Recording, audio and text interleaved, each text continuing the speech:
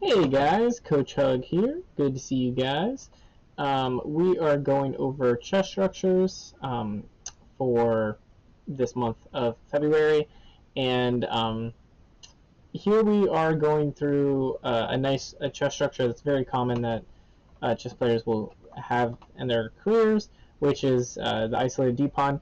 I know last week we went over like a 4-2 versus like a 3-2. So like this is what 4-2 structure is. This isn't a 3-3. Usually the 3-3 would be here and here is a common 3-3, and but here we have an isolated d-pawn. This is the structure, and I wanted to tell you guys common ideas because sometimes this helps when you either want to go into this kind of structure as either white or black, with or without the isolated d-pawn. Usually, when you are with the isolated d-pawn, you kind of just want activity, right? You're having this like potential, liability or potential pawn to play around. And why I mean liability, it can be a weakness of sorts if it goes to an endgame. Like an endgame would typically, typically favors the side without the isolated d-pawn because they can easier get their piece to attack it all. And we'll have an example like that later in this video.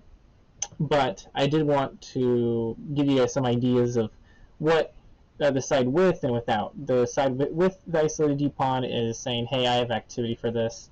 I'm going to play around it. The one without it is saying, I'm going to put all my pieces pressuring that pawn and trying to get a pawn ahead in this game. So here we go as we are actually white. So let's transfer to white here.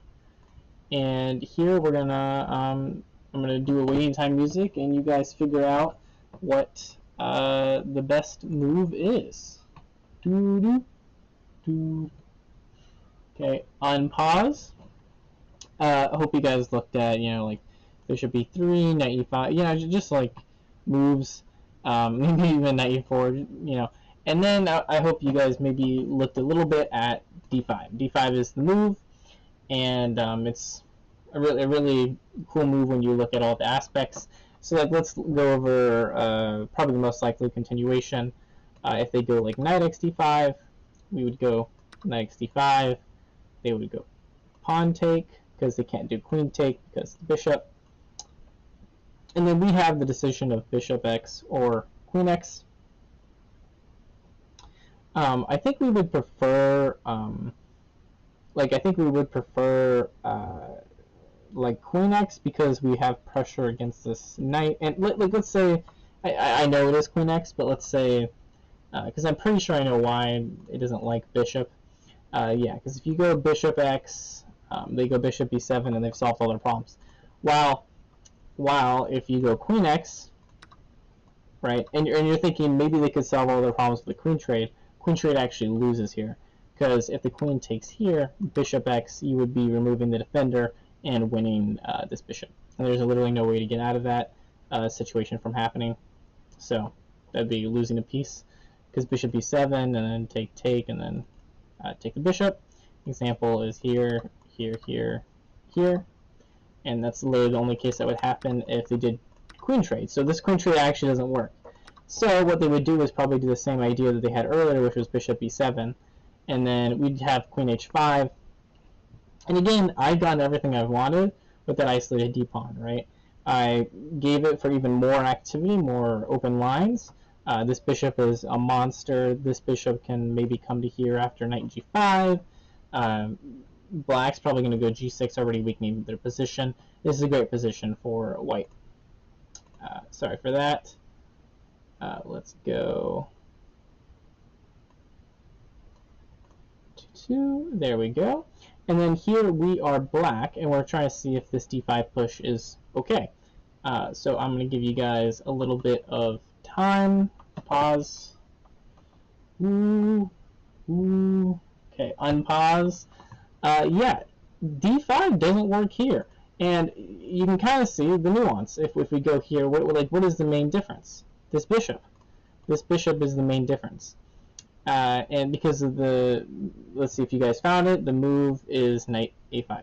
And it's a really cool resource because I know you guys, if you've played this as white or black, this bishop is going to either be on c4, b3, a2 a lot of the lines. So, and you always have to look out for knight a5. So it's just a good move to look out for. And then let's see what they would do after here. They would probably go bishop a2 because their bishop was hanging. And then we would do knight x d5, and then they would have to deal with this. Because if we go ex d5, I'm pretty sure, going through this line again, yeah, they have b4. And then if we go knight c4, because if we don't go knight c4, then this pawn is just lost. We would go knight c4. They would still have knight x c4 because this bishop is hanging at the end of it. Because queen x, knight x, and then bishop. And if no, there is knight x though. Then we still have bishop c4, and again, all their pieces are more active. This bishop is coming to b2. It's just bad. So that's why we can't do. That's why we can't do ex d5. So then we have to look at knight x d5, and after knight x d5, probably do knight take because they want this queen and bishop, and then we would do pawn take. And then they have either a bishop line or a queen line to look at.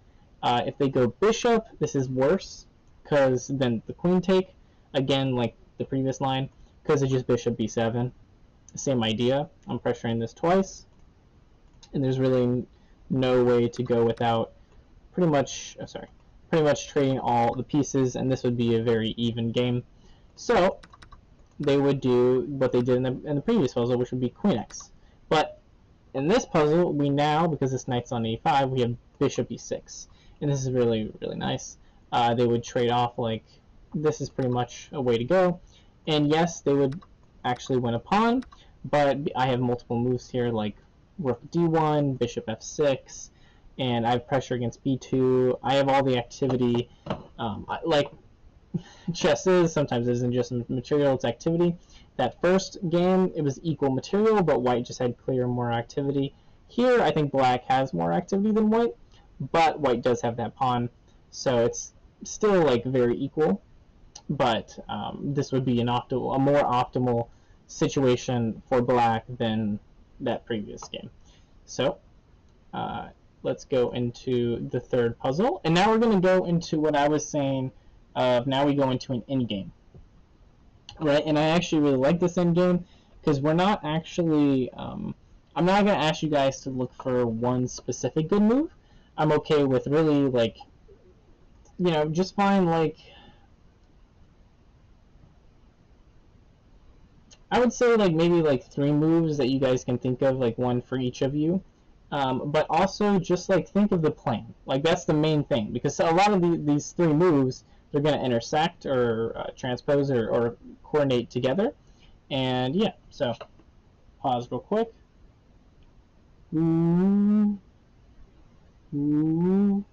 Okay. Let's go through some of the moves. Basically, I think one of the ones that I swear you guys probably found, which was just rook cd1. And yeah, this is you're applying pressure to this, and we would continue off somewhere like this. Another move would be f3, and then another move would be g4. Explaining these, we can go very easy with f3. We're stopping knight e4, where you want king f2. And then g4 is also good. We kind of want to threaten the move g5, and once we would threaten the move g5, they would have to move away from here, and then we would win it if we had the knight, rook, rook, and they only had rook, rook. So these are the ideas to look at. Now let's go. Let's see. So if you guys got f3 or g4 or rook cd1, that was right. And then let's see how far you guys went into it, because you guys can go very far in this position. I didn't really, you guys could have done it if you wanted to, but if we go deeper into the position, like let's say I go rook cd1, they go rook d8, I go f3. I think they would go king f8. I'd go f2. They could I don't think they would like f6. They could probably go a5. Or they may go g6. But yeah, anyways. Now let's actually go to the fifth puzzle, which is pretty much what I'm trying to do here. Is here, yep. So they basically move their pawns a little bit, and they want their king to go to g7. And basically I have the same formation that white wants here. And I want you guys to continue off here. There's two possible moves for this one, not three, like the last one. And I think you guys would really, you can go in depth in this one too if you guys really want. I'm only going to go through probably a line or two, but I do want to show you guys like the best possible moves really in this scenario, and ways that you can play this, and ways that you can really see that this is just more comfortable for white.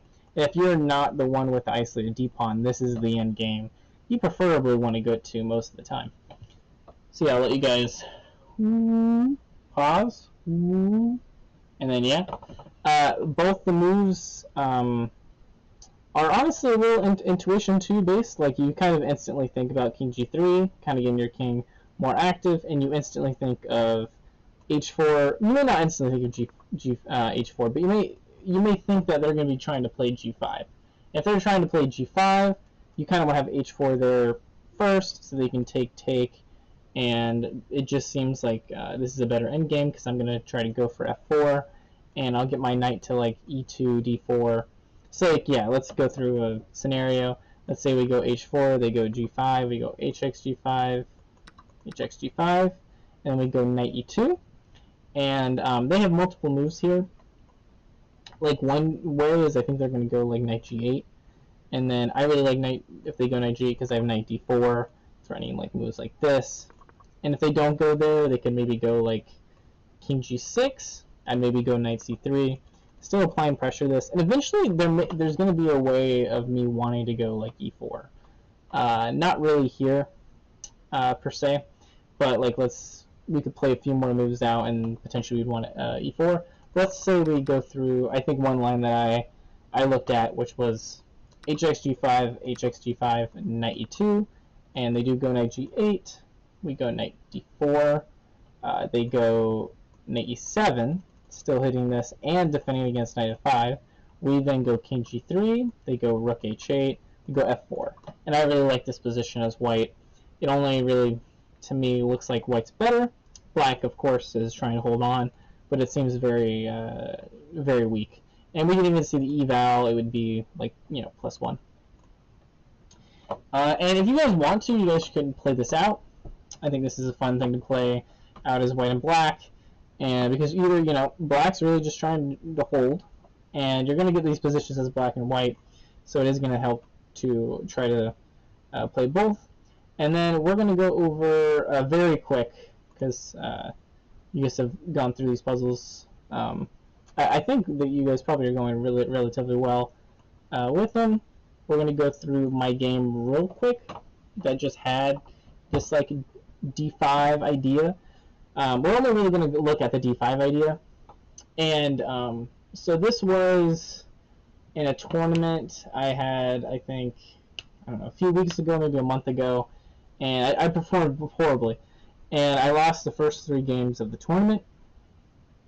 And I'm like class A, so it's like 1800 to 2000, and I got a bye because basically my points don't really matter to getting a place, so I get a bye.